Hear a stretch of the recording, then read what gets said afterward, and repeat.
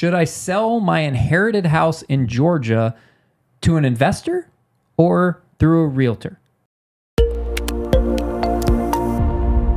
Hey guys, I'm Brad, the Probate House Guy. Thanks for checking out this video today. By the way, I am an active real estate investor and a licensed real estate agent in the state of Georgia. And over the last 10 years, I have helped over 300 sellers get their property sold, whether that's a cash deal or listing it for them in the traditional fashion.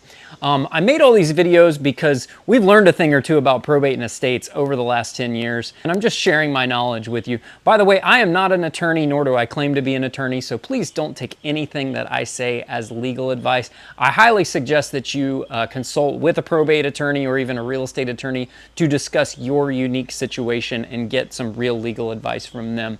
If you'd like to chat with us about the options on the property that you've inherited, we'd be happy to talk to you about that. You can go over to probatehouseguy.com and fill out the form there on the page, and a member of our team will be in touch with you ASAP. Anyways, let's get back to the video. Thanks. So you inherited a house in Georgia and you are going to sell it. Are you going to sell it to an investor? Or are you going to do it the traditional way and list it through a realtor? So today we're going to talk about kind of the pros and cons of that. And today is your lucky day because I am a real estate agent. I am not a realtor anymore. I'm not a member of the National Association of Realtors anymore, but I am a licensed real estate agent. I've consciously decided to leave the National Association of Realtors last year and renounce my membership to that, but I'm not going to get into that in this video. But I am still a licensed agent in the state of Georgia, and I have been since 2017. So I have the unique perspective of being an investor. I have bought, flipped 300 plus homes over the last 10 years, and I'm also a licensed agent, so I can kind of see things through both lenses. A lot of times you get some investors who are not agents, and they don't see that side of the world, and you see a lot of agents that don't really understand how the investor side of the world works. And there were two completely different worlds, in my opinion. They operate very differently, even though they're both in the real estate umbrella. Our worlds kind of operate on different frequencies, let's call it. Okay, so let's talk about the pros and cons of selling to an investor. The pros of an investor is that it's generally easy. You reach out to an investor, maybe you got a postcard from him.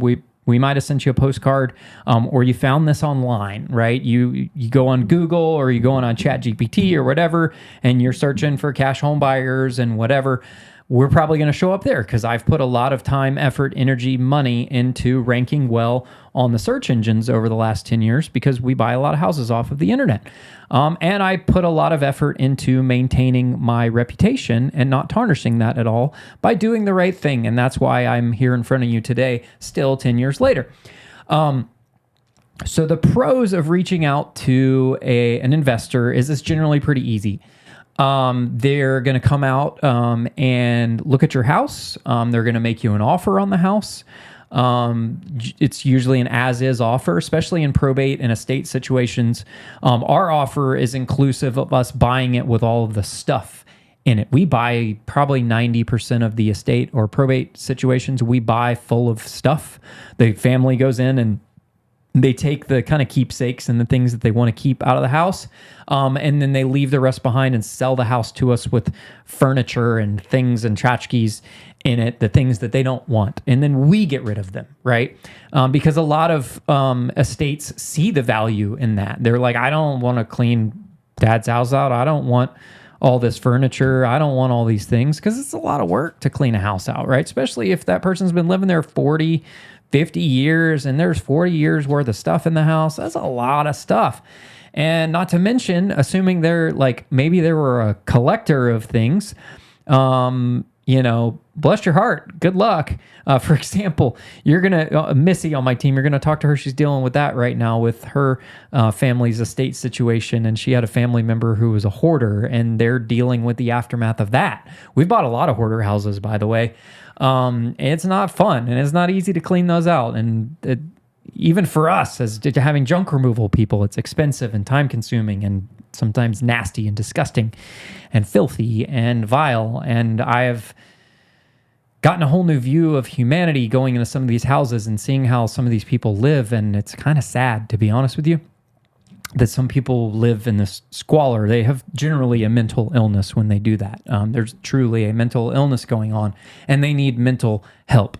But either way, selling to an investor is generally pretty easy, right? Let's talk about some of the cons of selling to an investor. Well, first of all, there are a lot of investors out there who are actually maybe not experienced, and or they are wholesalers, which there's nothing wrong with wholesaling. We wholesale houses sometimes, but there are some people who call themselves wholesalers, and all they do is just wholesale houses, and their job is to go and get as many properties under contract as they can, and then they shop those contracts around to other investors like me. I get text messages and emails every single day of deals in my mailbox. They get this house under contract, they shop it around to these investors, and they try to sell it for obviously a higher price than what they offered you as the seller. And they'll try to find a buyer. And if they can't find a buyer, they will come back to you and either terminate the contract completely, or they will maybe they had another buyer. Maybe they offered you 150 grand for your house, or I don't know, 200. I'm just making up a number here, 200 grand for your house, right? And they go out to their investor network and they're trying to sell this house to these guys for 215 grand, right? But none of them are offering that. The best offer they got was 190 grand from another investor. So then they're going to come back to you and they're going to say, hey, Mr. Seller, this deal's not going to work out, blah, blah, blah. They're going to make up some reason, right? And then they're going to say, we're going to have to buy the house for 175. So they're going to still maintain their $15,000 markup on the deal, or 20. Some of these new guys that watch way too much TikTok and YouTube are I've seen guys trying to make 50 grand on their first wholesale deal. I'm like, get out of here, bro. You need to be making like four tops, or 3. I think my first wholesale deal, I made like $2,500, right? Like, get out of here trying to make 40 or 50 grand. I don't even make that on some of my flips. Like, go home, kid. And nobody got time for that. So anyways, they'll try to sell it and they'll come back to you as a seller and they'll say, yeah, sorry, I can't do 190. I'm going to have to do 175. And then I've seen this happen where the seller's like, okay, fine, that's fine. We'll do it for 175. They sign the contract for 175. They reduce the price, and then they schedule closing. And then the end buyer from this investor bails out and says, you know what? I know I said I'd buy it for this price. I can't do that. So now they don't have because this wholesaler doesn't actually have the money or the means to close on the transaction. So then they come back to you and say, sorry, we're not going to be able to do this. We're going to have to cancel, and they're going to bail out on you the day of closing or the day before close. I've seen it happen all the time, guys. It happens all the time. You'd be surprised. In fact, I think we need some additional legislation in our industry to sort of combat this. But they will come in and do that because this wholesaler who promised to buy your house doesn't actually have the money or the means or the financing available to actually buy your house.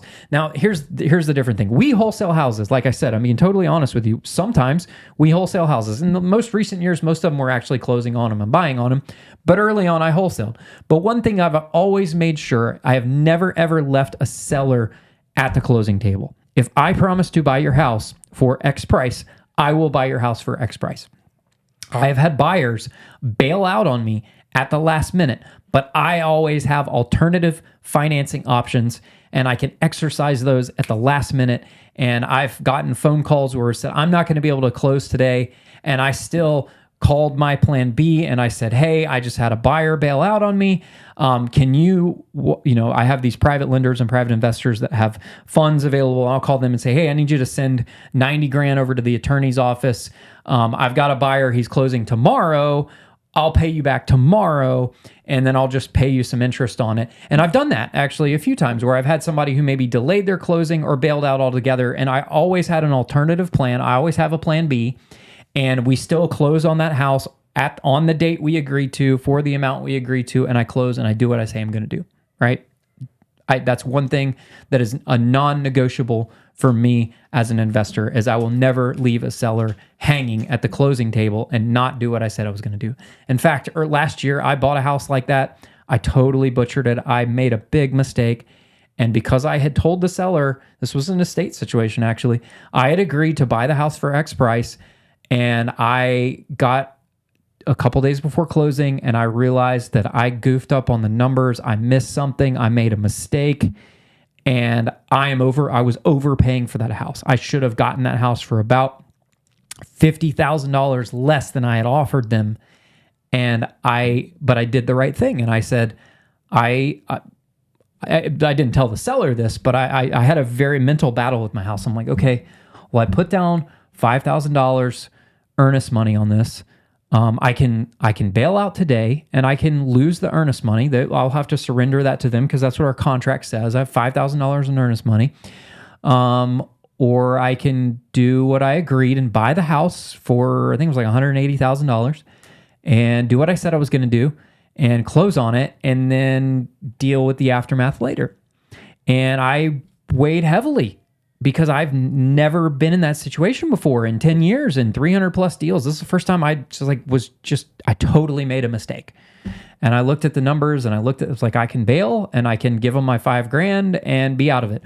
But then I thought about their family, and I thought about the fact, well, mom's going into assisted living and they need this money to sell the house to pay for mom's assisted living. She really needs some medical care. She can't live in this house anymore. And I already promised them I'm going to buy the house. Could they find another buyer quickly? Probably, but I don't know. So my conscience weighed in and said, no, Brad, you need to do the right thing and you need to close on the house as you agreed. And did it cost me? Absolutely. I ended up losing $45,000 on the deal. I finally found a buyer and I resold the property. We cleaned out all the stuff, did a few things to it, relisted it as is, and I sold it, and I lost $45,000 on that house. That's the most amount of money I've lost on a deal ever, and I lost that because I was doing the right thing, right? You got to do the right thing. So anyways, so that's selling to an investor. I talked about, dealing with some of these people who are less than scrupulous. Maybe you get a good investor and you close and it's easy. That's the pro of it. Now, you're always going to get less money for the house selling to an investor compared to selling it on the market. And I'm not going to sugarcoat and say that you will get more money because it's just not the truth, right? The truth is you will get less money selling to an investor. But it's not always about the money. I've been doing this for 10 years, dealt with 300 plus families. It's not always about the money. Sometimes people just want to be done with it and they want to get out of it. And I get it, right? Totally get it. And so you're going to take a little bit of a haircut selling to an investor, but generally it's a quick and easy process. Now let's go over to the other side and talk. I'm going to put my agent hat on here. So I got I'm real estate agent Brad here, and we're going to talk about listing your house with an agent. Well, the pros of listing is you're always going to get more money for it. The other pro of that is you're going to get more money for it. The other pro is you'll get more money for it. Wait, didn't I say that 3 times? Okay. Yeah. Sorry. The cons of listing with an agent is that, here's another pro is the agent can handle a lot of things for you. They try to make it easier, but the one thing the agent cannot do is the agent is not buying your house. So they cannot give you 100% guarantee that this property is sold and going to close, unlike an investor, which some would argue, well, it's never 100% because the investor could bail out before closing, and you're absolutely right, they could. But in many cases, if you're dealing with a good investor, they are going to close as agreed, and they're going to buy your house for the price that they agreed to. That's just if they're a good person, right? An agent can't do that. An agent's job is to go find you a buyer and hope that that buyer closes, right? So there is some ambiguity there, right? There's a little bit in limbo there. So you have to think about that, right? They cannot guarantee you. They can't guarantee you the time it's going to take. Maybe they can say, hey, well, in this neighborhood, we price things. If we price it like this, generally things close and get under contract in X amount of days. But all that went out the window this year in 2026. This market is pretty wild. And there are properties that I thought would sell for more money and in less time than they did, and they did not. And sent me for a loop, right? So there is that. The other con of selling to an agent is there is a little bit more preparation involved in getting the house ready to sell.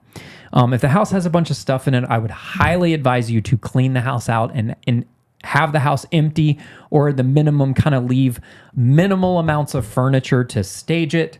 but get rid of a lot of the personal things and personal items in the house to get this house ready for sale. It also needs to be cleaned too. You need to make sure it's clean. And repairs, right? A lot of some agents won't list your house unless you fix X, Y, and Z, right? So are you prepared to make all these repairs? And the agent's probably, or repairs, the agent's probably going to give you a list of those things, right? And maybe different agents will give you different opinions as to what they think. And all of that comes at a cost, whether that cost is money or that cost is time or that's effort, right? And you have to weigh those options. So those are the pros and the cons. Now, and then let's talk about me evaluating the options personally, how I would handle this. Okay. And I'm going to give you a story of my family right now today. I've mentioned this in other videos. We are going through the probate process with my grandfather's estate, and we are going to be selling my grandparents' house. My grandmother passed away many years ago, back in 2006 or 2005, sorry. My grandmother passed away in 2005, and my grandfather has lived there in the house since then for the last 26 years, right? Or 21 years. Sorry. My brain's not working today. The math ain't mathing. And my grandfather passed away a few months ago, and now we're going to be selling that house. This is the house that I remember going to as a kid. I mean, they've had it since the 60s. My dad and his siblings all lived in this house, grew up in this house. And I went there as a kid. They had a swimming pool in the backyard. We would go over there during the summertime to go swimming in the pool. We'd go over there after church on Sundays and have cookouts and swim in the pool. In the wintertime, we would go there. Me and my sisters would have sleepovers there and go stay with Grammy and Granddaddy. And, I have all these memories in this house, right? And Easter egg hunts in their big front yard. And my grandfather had my love of grass and stuff. I'm a kind of a grass nerd. If you come to my house, my front yard looks like a golf course. It came from my grandfather. And my love of flowers came from my grandmother. And once upon a time, her backyard was just beautiful, of every flowering plant you can imagine, azaleas and hydrangeas and begonias and tulips and impatiens and just everything, like all these beautiful flowers. My grandmother loved flowers. And to this day, I love flowers. If you come to my house, my yard looks like a golf course, and I have probably so many different flowers and plants and shrubs, and you can imagine it's a colorful cornucopia of my yard is all kinds of things. I love plants, right? So this house is that. So we have a lot of memories in this house. And you're going to say, Brad, you spoke so highly of this house. It sounds so amazing. You guys should try to keep it. Well, we actually don't want to keep it.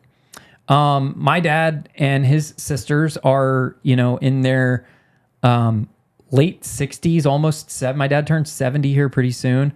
His other sister is about to turn 70. His other sister's like in her early 60s. And they have their own houses, their own family, their own grandchildren. My one aunt, my dad's sister, lives all the way down in Florida. She doesn't want to mess with this place, right? And we're looking at everything, and honestly, the house is in pretty good shape. My grandfather took pretty good care of this house. And my handiness came from him. I learned that through him, through my dad, and kind of passed it down. So I'm a pretty handy guy. So my grandfather took excellent care of this house, and it's in really good shape. All the HVAC system is 2 years old. The roof is 2 years old. Everything, the appliances and the kitchens, he just replaced the heating element in their 1965 oven. It still works. This thing is a relic, right? But he replaced the heating element because he was determined. I'm like, Granddad, just go buy a new oven. And he's like, no, I'm going to get a new heating element. He fixed it and got it working. And this oven that my grandmother cooked meals for my dad in when he was a kid still works, right? So that's the kind of house his house is, right? Everything is in great shape. Nothing is damaged. There's no deferred maintenance other than the house needs to be power washed. But you do that every year, right? The pool needs to be fixed. He hasn't opened it in a few years because nobody swims it anymore, so he didn't want to maintain it. He's just like, I'm not going to open it. But he just put a new liner in it 4 or 5 years ago. We just need to turn the pump back on and clean the pool out and get it working, and it'll be good. And so we're going to do that. We're going to sell it. But we're going to sell the house as is, and I'm going to list it for my family. Now, could I buy the house and renovate it? Yeah, I could. But in this situation, I don't think that would be the right thing for me to buy the home from the estate and then for me to make like a profit on it. Like, I don't think that that's the right choice to do for my family. So I'm not going to do that. So I kind of took that off the table. And then we also looked at, well, we could sell to another one of my friends who's an investor. And I was like, no, like, this house is in a good enough shape. We can sell it as is. Is it a little dated? Yeah, but everything, someone could move into this house tomorrow and everything works. And some young family could buy it and they could decide that they're going to paint the walls and fix up the kitchen and update it. Because it's a 1965, 4 sides brick. Just, they don't build them like that anymore. It is a solid house. And why don't I buy it? Because it's too far away. It's an hour away from me. My dad and my mom live right down the road from me now. We've all kind of moved north of Atlanta. This house is west of Atlanta, out in Powder Springs, where I grew up. And it's an hour's drive with traffic to get out there. It's just too far. So I don't want to mess with it. My dad doesn't want to mess with it. He's been going over there and helping my uncle cut the grass. And he has to drive an hour over there and an hour back. And they've been going over there kind of getting rid of stuff. It's an hour drive either way. They just don't want to mess with it, right? So we've decided to list the house as is, and I'm going to list it for them as the agent. By the way, if you want to buy this house, it's a beautiful house. It's on an acre of land. It's in Powder Springs. It has a pool. It has a detached shop garage on it. It's a brick ranch. It's a great house. Absolutely great house. But anyways, that's what we're going to do. We're going to list the house because we weighed all the pros and cons, and my dad and his sisters don't want to just go through the hassle. They have the money to fix it up. Between the three of them, they've got enough money they could dump $100,000 into this place and renovate it and get it in tip-top shape, but they just really don't want to do that. There's just not any interest in doing that. So that's what we're going to do. So I hope that was helpful. Again, this video is long. All my videos go long, but this is a very complicated topic. So if you're interested in getting an offer on your house, whether you want a cash offer or you want to go the traditional route and list it with an agent, I hope this video was helpful in making that determination. If you want to talk to us about that, go over to probatehouseguy.com, fill out the form there on the page, and a member of our team will be in touch with you ASAP. And I really hope you enjoyed this video. I hope it was helpful. Thanks again. I'm Brad, the Probate House Guy. Have a nice day. Bye-bye.